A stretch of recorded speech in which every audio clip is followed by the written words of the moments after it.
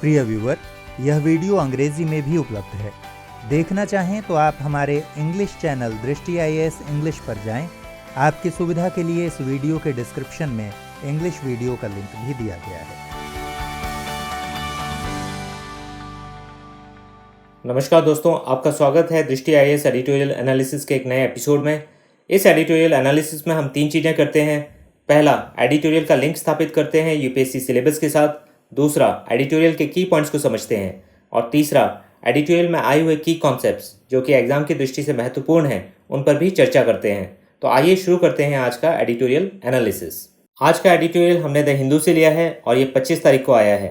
Editorial का शीर्षक है बैक टू वर्स और ये बात करता है भारत और पाकिस्तान के रिश्तों में लगातार गिरावट के बारे में। और ये कहता है कि भारत और पाकिस्तान के रिश्तों में अब तनाव इतना ज़्यादा बढ़ गया है कि ऐसा नहीं लग रहा है कि बहुत ही हाल फिलहाल में संबंध में सुधार आएगा।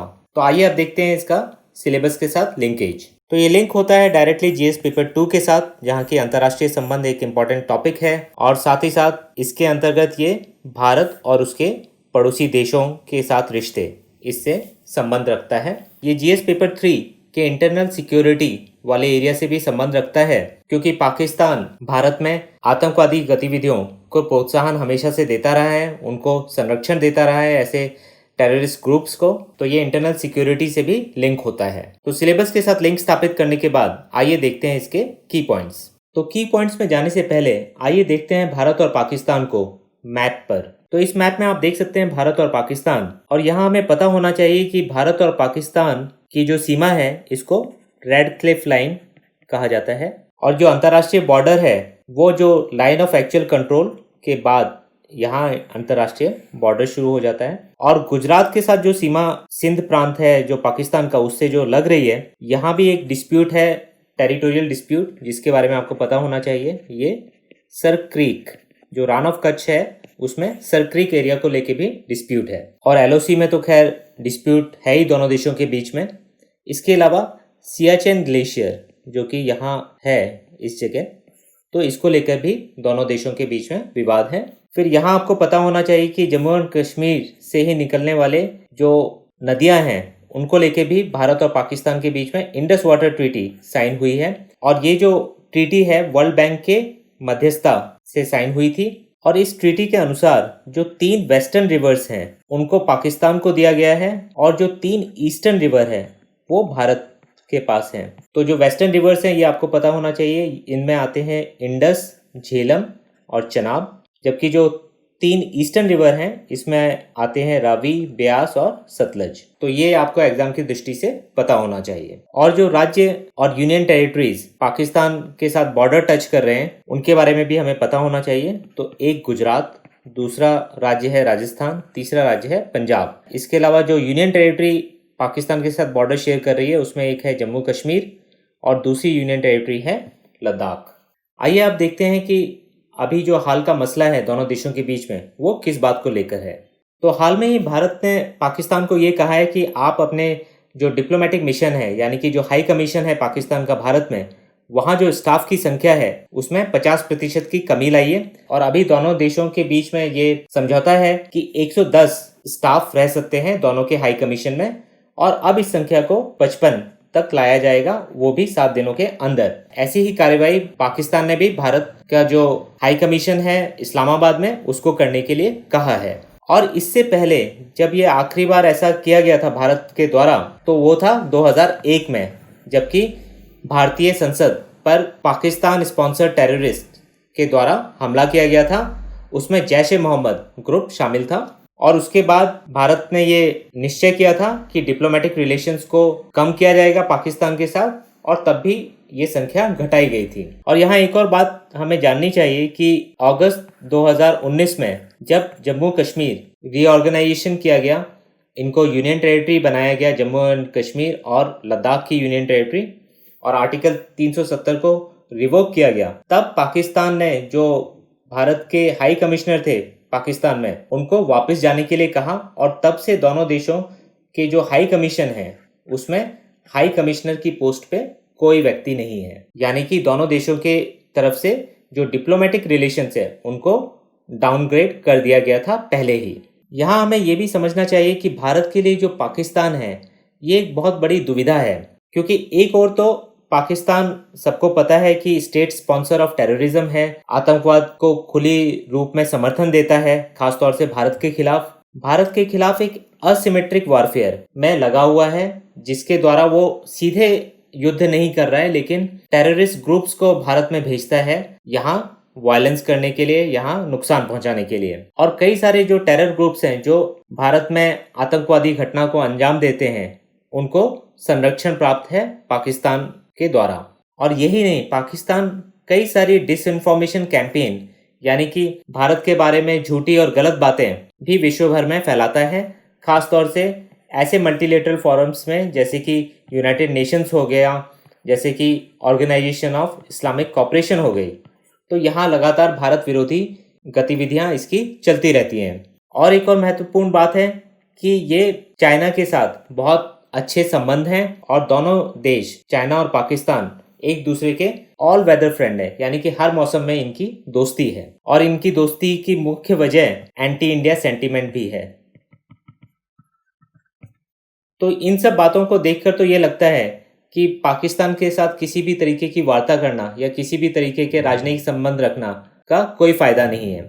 लेकिन दूसरी ओर भारत को ये भी समझना है कि पाकिस्तान भारत का पड़ोसी है और पड़ोसी को आप नहीं बदल सकते हैं। दूसरी ओर जो पाकिस्तान का चाइना के साथ अलायंस है ये भी भारत के लिए बहुत ही गंभीर स्थिति पैदा करता है, एक टू फ्रंट वॉर की सिचुएशन पैदा कर सकता है जो कि भारत के लिए बहुत ही नुकसानदेह हो सकती है। और एक बात जो ध्यान रखने की है वो ये भी है कि अगर डिप्लोमेटिक टाइज भारत और पाकिस्तान के बीच में खराब होते हैं या बिल्कुल बातचीत नहीं होती है तो भी इससे सिचुएशन में कोई बेहतरी होने की संभावना नहीं के बराबर है। तो पाकिस्तान के साथ वार्ता की जाए या नहीं की जाए इसका कोई भी आसान समाधान नहीं है, लेकिन बहुत जरूरी है कि भारत इसमें थोड़ा क्रिएटिवली सोचे कि किस तरीके से भारत पाकिस्तान को ये समझाए कि एक स्टेबल पाकिस्तान, एक पीसफुल पाकिस्तान जो कि टेररिज्म की सहायता ना करे, टेररिज्म को स्पॉन्सर ना करे, वो ना केवल भारत के हित में है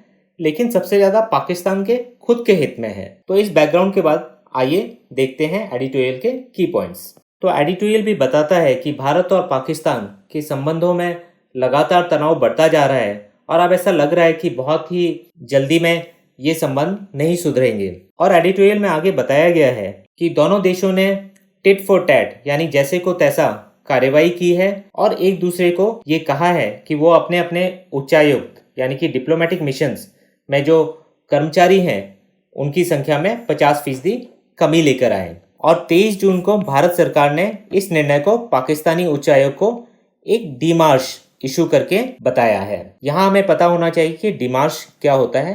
तो डिमार्श एक डिप्लोमेटिक प्रोटेस्ट है, यानी कि आप अपना प्रोटेस्ट दर्ज कराते हैं डिप्लोमेटिक चैनल्स के द्वारा, तो उसे डिमार्श कहा जाता है। ये एक फ्रेंच वर्ड है। तो इसके द्वारा भारत सरकार ने पाकिस्तानी हाई कमीशन को ये अवगत कराया था कि आप अपने स्टाफ में कमी लाइए 50% की। और इस निर्णय के पीछे जो भारतीय कर्मचारी हैं इस्लामाबाद में स्थित भारतीय दूतावास में, उनके साथ दुर्व्यवहार एवं यातना की घटना के बाद लिया गया, जो कि जो राजनयिक अधिकार हैं यानी कि जो डिप्लोमेटिक राइट्स हैं वियना कन्वेंशन के अंतर्गत, जिसको हम आज की कॉन्सेप्ट्स में देखेंगे, उसका स्पष्ट उल्लंघन भी है। और पाकिस्तान ने ये तर्क दिया है कि जो भारतीय दूतावास के 2 स्टाफ को गिरफ्तार किया गया था उन दोनों व्यक्तियों के पास फेक करेंसी मिली है।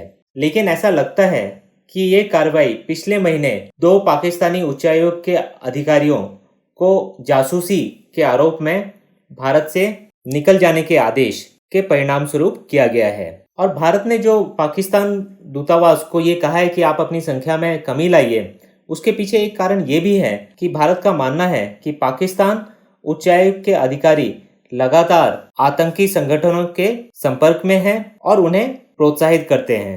एडिटोरियल ये भी कहता है कि भारत और पाकिस्तान जैसे देश जिनके बीच में काफ़ी ज़्यादा हॉस्टिलिटी है, यानी कि काफ़ी ज़्यादा एक दूसरे के बीच में विरोध है, उनके बीच राजनयिकों का निष्कासन कोई असामान्य घटना नहीं है। लेकिन ये 2001 के बाद पहली बार हुआ है कि जो डिप्लोमेटिक स्टाफ है उसके नंबर्स को कम करने की बात कही गई है भारत के द्वारा। और तब ये हुआ था जब संसद पर हमला हुआ था और भारत पाकिस्तान सीमा पर सेना को मोबिलाइज किया गया था ऑपरेशन पराक्रम के अंतर्गत, जो कि 9 महीने तक चला था। इसके बाद फिर संबंधों में कुछ बेहतरी आई और 2004 में तत्कालीन प्रधानमंत्री अटल बिहारी वाजपेयी जी ने पाकिस्तान की यात्रा की सार्क सम्मेलन के लिए, और उसके बाद राजनयिकों को धीरे धीरे प्रत्येक उच्चायोग में 100 से अधिक की पूरी संख्या पर नियुक्त किया गया। तो अभी तक की जो संख्या निर्धारित है दोनों देशों के बीच वो है 110 और अब इसको 55 कर दिया जाएगा।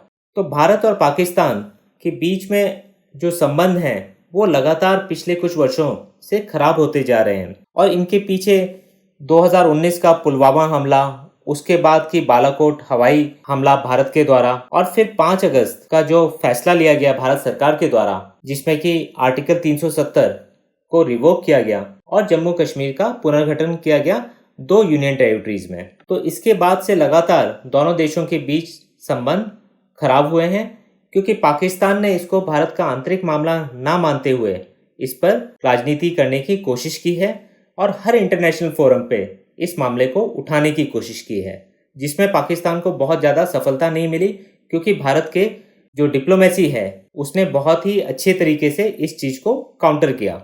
और एडिटोरियल बताता है कि भारत और पाकिस्तान ने वर्ष 2015 के बाद से कोई भी वार्ता नहीं की है और इससे थोड़ा पहले ही प्रधानमंत्री मोदी जी ने लाहौर का दौरा किया था और कुछ महीनों बाद ही दोनों देशों के विदेश मंत्री भी मिले थे, लेकिन 2015 के बाद से ऐसी कोई भी वार्ता नहीं हुई है। साथ ही साथ सारे खेल और सांस्कृतिक आयोजन भी अब नहीं हो रहे हैं दोनों देशों के बीच में, और वीज़ा भी बहुत ही आसानी से नहीं मिलता है भारत से पाकिस्तान जाने के लिए या पाकिस्तान से भारत आने के लिए।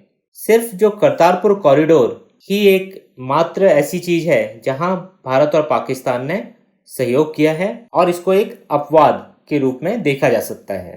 करतारपुर कॉरिडोर को भी हम की कॉन्सेप्ट्स में देखेंगे आज। और एडिटोरियल ये भी बताता है कि नियंत्रण रेखा जो कि लाइन ऑफ कंट्रोल है भारत और पाकिस्तान के बीच में, वहां आए दिन संघर्ष विराम का उल्लंघन होता है और इसके द्वारा जो गोलाबारी हो रही है उससे न केवल सैनिकों की बल्कि सिविलियंस की भी मौत हो रही है और इसके लिए दोनों देशों को कदम उठाना चाहिए कि ऐसा ना हो। और भारत और पाकिस्तान के बीच में रिश्तों में इतना ज़्यादा तनाव आ गया है कि जो गैर विवादास्पद मुद्दे हैं जैसे कि कोरोना वायरस महामारी से निपटना और टिड्डी हमले में सहयोग करना एक दूसरे के साथ, ऐसे क्षेत्रों में भी पाकिस्तान और भारत एक दूसरे के साथ मिलकर काम नहीं कर पा रहे हैं। और भारत सरकार ने तो पहल की भी है लेकिन पाकिस्तान इसके लिए राजी नहीं हुआ है। और यहाँ एक उदाहरण आपको पता होना चाहिए कि जब सार्क वर्चुअल कॉन्फ्रेंस को ऑर्गेनाइज किया गया भारत के इनिशिएटिव पर, तो सारे देश के जो लीडर्स हैं उन्होंने इसको ज्वाइन किया, लेकिन पाकिस्तान की तरफ से पाकिस्तान के प्रधानमंत्री इमरान खान ने इसको ज्वाइन नहीं किया और उन्होंने एक दूसरे अधिकारी को अपना रिप्रेजेंटेटिव बना के भेजा। और एडिटोरियल कहता है कि जिस तरीके से दोनों देश के बीच में रिश्तों में तनाव बढ़ता ही जा रहा है उससे अब नहीं लगता है कि निकट भविष्य में कोई बदलाव आएगा। और अंत में एडिटोरियल यही कहता है कि जब भी ऐसा लगता है कि अब पाकिस्तान और भारत के रिश्ते और ज़्यादा नहीं बिगड़ सकते हैं, तभी कोई ऐसी बात हो जाती है कि रिश्ते और ज़्यादा बद से बदतर हो जाते हैं। तो ये थे एडिटोरियल के की पॉइंट्स में। अब आइए देखते हैं की कॉन्सेप्ट्स। सबसे पहले देखते हैं करतारपुर कॉरिडोर प्रोजेक्ट। तो इस करतारपुर कॉरिडोर को रोड टू पीस भी कहा जाता है और ये कनेक्ट करता है गुरुद्वारा दरबार साहिब जो कि पाकिस्तान के करतारपुर जगह पे है, उससे ये जोड़ता है डेरा बाबा नानक को जो कि भारत में गुरदासपुर डिस्ट्रिक्ट में है। और इस कॉरिडोर के द्वारा वीज़ा फ्री एक्सेस मिलेगा जो सिख पिलग्रिम्स हैं उनको। इस मैप से हम और बेहतर रूप से देख सकते हैं कि करतारपुर पाकिस्तान में है, यहाँ गुरुद्वारा दरबार साहिब है और डेरा बाबा नानक ये गुरदासपुर में भारत में है। और जो लंबाई है इस करतारपुर कॉरिडोर की ये करीब करीब 6.5 किलोमीटर है। और जो गुरुद्वारा दरबार साहिब है वो रावी नदी के किनारे पर बना हुआ है और यहाँ जो सिखों के पहले गुरु हैं गुरु नानक जी, उन्होंने अपने जीवन के अंतिम 18 साल यहाँ बिताए थे अपने अनुयायियों के साथ। तो अंत में देखते हैं Vienna convention on diplomatic relations 1961। तो ये वियना कन्वेंशन काफ़ी महत्वपूर्ण है क्योंकि ये अडॉप्ट की गई थी 14 अप्रैल 1961 को यूनाइटेड नेशंस के द्वारा वियना ऑस्ट्रिया में, इसीलिए इसको वियना कन्वेंशन कहा जाता है।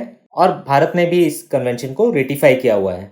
और इस कन्वेंशन के द्वारा जो प्रिविलेज हैं और इम्यूनिटीज हैं जो कि राजनयिकों को मिलती हैं उनको बताया गया है, और इसको सारे देश जो इसको रेटिफाई कर चुके हैं उनके ऊपर ये लागू है। और इस कन्वेंशन के द्वारा जो डिप्लोमेटिक मिशन है वो बिना किसी डर के अपना काम कर सकते हैं दूसरे देश में। और इस कन्वेंशन में एक और चीज़ बताई गई है कि कभी अगर दो देशों के बीच में रिश्ते इतने खराब हैं कि वो अपना हाई कमीशन या एम्बेसी दूसरे देश में नहीं बैठा सकते हैं तो वो एक तीसरे देश की मदद ले सकते हैं। और इसको आप एक उदाहरण से समझ सकते हैं कि जैसे यूएस और ईरान है, इन दोनों के ही रिश्ते इतने खराब हैं कि एक दूसरे के पास इन्होंने एम्बेसी नहीं बैठाई हुई है फिलहाल में। तो जो यूएस के रिलेशन है ईरान के साथ, उनको प्रोटेक्ट करने के लिए स्विट्जरलैंड की एम्बेसी काम करती है। तो स्विट्जरलैंड की जो एम्बेसी है वो ईरान में यूएस का प्रतिनिधित्व करती है, और इसी तरीके से ईरान की एम्बेसी यूएस में नहीं है।